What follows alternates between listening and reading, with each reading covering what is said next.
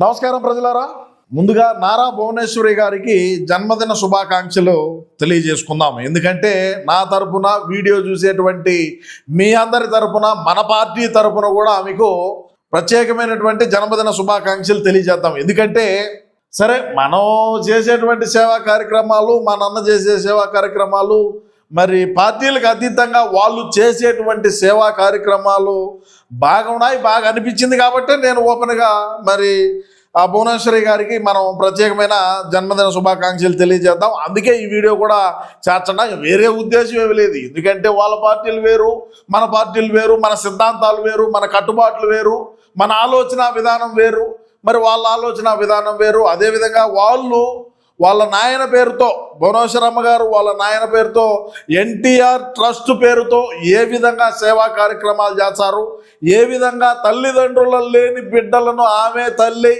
ఆమె తండ్రి ఏ విధంగా వాళ్ళను విద్యావంతులుగా చేసి ప్రయోజకులుగా చేర్చా ఉన్నారు. మరి అదేవిధంగా తలసేమియా పేషెంట్లను ఏ విధంగా ఆమె దగ్గరికి తీసుకొని ఆ తలసేమియా పిల్లల్ని ఏ విధంగా ఆదుకుంటున్నారు. మరి అదేవిధంగా రక్తం ద్వారా, బ్లడ్ డొనేట్ ద్వారా ఈ బ్లడ్ క్యాంపులు పెట్టి అదేవిధంగా ఎంతమందిని మరి వీళ్ళు ఆపదలో ఉండేటువంటి వ్యక్తులను ఏ విధంగా ఆదుకుంటున్నారు. మరి అదేవిధంగా చూసుకుంటే ఎక్కడైనా ప్రకృతి ఏదైనా సరే, ఏదైనా వర్షాలు పడో లేకంటే ఇంకొకటో ప్రకృతి ఏదైనా ఇదైనప్పుడు విపత్తు వలన వచ్చేటువంటి వాటికి ముందుండి ఎన్టీఆర్ మెమోరియల్ ట్రస్ట్ ద్వారా ఏ విధంగా వాళ్ళకి సేవలు అందిస్తూ ఉన్నారు, ఏంది కథ, ఏంది వ్యవహారం. మరి అదేవిధంగా వాటర్ ఫిల్టర్ కూడా ఏ విధంగా, ప్యూరిఫై వాటర్ కూడా ఏ విధంగా గ్రామాల్లోనూ, మరి అదేవిధంగా వాళ్ళు మంచి సేవా కార్యక్రమాలు చేస్తూ ఉన్నారు. ఇటీవలనే ఆమె ఏదో పెద్ద ఇదైతే అవార్డు కూడా తీసుకున్నారు. అంటే ఇక్కడ ఎందుకు చెప్తున్నాను నేను ఇదంతా కూడా ఏంటంటే ప్రజలారా, మనకు సిమెంట్ ఫ్యాక్టరీలు ఉన్నాయి, మనం ఎన్నో టన్నుల సిమెంట్ రోజు అమ్ముకుంటా ఉంటాం. కానీ ఇంట్లో కూర్చొని లెక్కేసుకోవడమే. కానీ ఎక్కడైనా సరే పేద ప్రజల్ని ఆదుకున్నాం, మనకు పేదలకు అండగా ఉన్నాం, మనం పేదలకు ఇవ్వాల్సింది. అంటే ఇక్కడ రెండు అంశాలు మనం బాగా ఆలోచన చేయాలి. ప్రభుత్వం వాళ్ళది, ముఖ్యమంత్రిగా ఆయన ఇప్పుడే కాదు కదా, ఆయనకు ముఖ్యమంత్రిగా బ్రహ్మాండమైనటువంటి రాజకీయ అనుభవం కలిగినటువంటి వ్యక్తి నారా చంద్రబాబు నాయుడు గారు.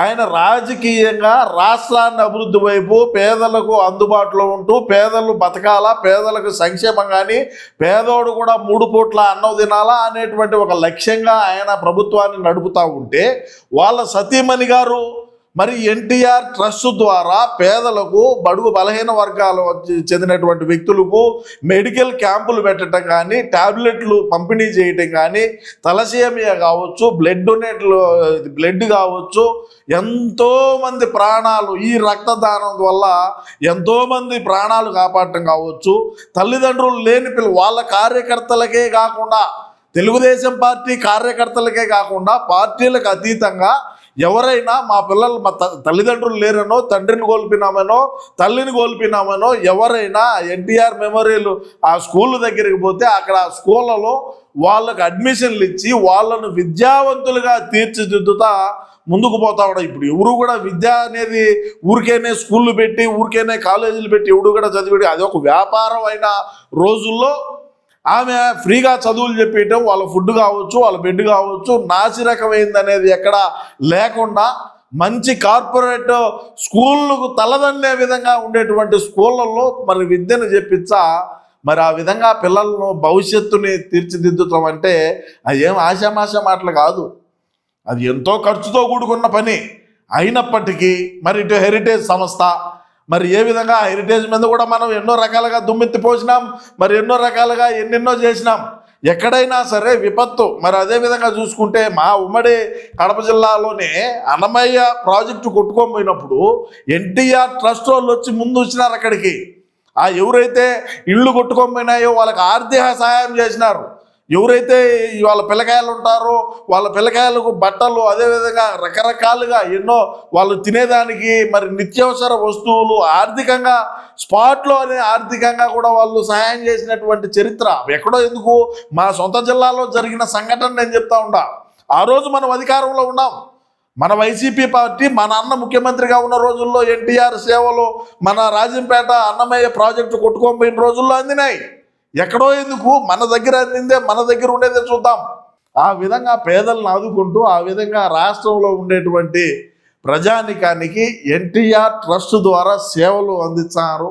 మరి బ్రహ్మాండంగా ఇంకా కూడా రాబోయే రోజుల్లో మరింత మందికి ఎన్టీఆర్ ట్రస్ట్ సేవలు అందియాలని, మరెంతోమంది పిల్లలను విద్యావంతులుగా చేయాలని, మరి అదేవిధంగా ఎంతోమంది ప్రాణాలు కూడా కాపాడాలా మీ రక్తదానం వల్ల, మీ బ్లడ్ డొనేషన్ వల్ల అని చెప్పి కూడా నేను మనస్ఫూర్తిగా కోరుకుంటూ, మరి ఏది ఏమైనప్పటికీ మంచిది, బ్రహ్మాండంగానే ఉన్నది, ఏమి ఇబ్బంది ఏం లేదు. అంటే మా అన్న అధికారంలో ఉంటే ఎన్నెన్నో చేసుంటాం, ఎన్నెన్నో కథలు, ఎన్నెన్నో కార్ఖానీలు జరిగి ఉంటాయి.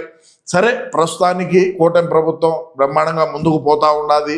ఓ మంచి తల్లిగా, మరి చంద్రబాబు నాయుడు గారికి సతీమణిగా, మరి నారా లోకేష్ గారిని ఏ విధంగా, మరి యువగలాన్ని ఏ విధంగా, యువగలంలో మరి ఆ పాదయాత్రలో కావచ్చు, మరి ఆమె పాల్గొనటంలో కావచ్చు, ఏనాడైతే నారా చంద్రబాబు నాయుడు గారిని అక్రమంగా అరెస్టు చేసి జైల్లో పెట్టినారో ఆ రోజు మరి నారా భువనేశ్వర్ గారు తీసుకున్నటువంటి స్టాండ్ ఏదైతే ఉన్నదో, నిజం గెలవాలా అని చెప్పి ఆమె చేసినటువంటి పోరాటం కావచ్చు, ఆమె ప్రజల్లోకి పోయిన తీరు కావచ్చు, ఆమె ప్రజలను వేడుకున్న తీరు కావచ్చు, ఏనాడు కూడా ఇంట్లో నుంచి బయటికి రాని నారా భువనేశ్వరి గారు మరి ఏనాడైతే చంద్రబాబు నాయుడు గారిని అక్రమంగా అరెస్టు చేసినారో ఆ నాటి నుంచి కూడా ఆమె ప్రజల్లో ఏ విధంగా మమేకమైంది, ఏ విధంగా ప్రజల్లో కష్టసుఖాలు తెలుసుకోగలిగింది, ఏ విధంగా ప్రజల దగ్గరికి పోయింది, ఏ విధంగా ప్రజల మనిషిగా మరి నారా భువనేశ్వరి గారు కూడా సేవలు అందించా. ఈనాడు కాదు, ఏ నాటి నుంచో ఎన్టీఆర్ ట్రస్ట్ పేరుతో సేవలు అందుతున్నప్పటికీ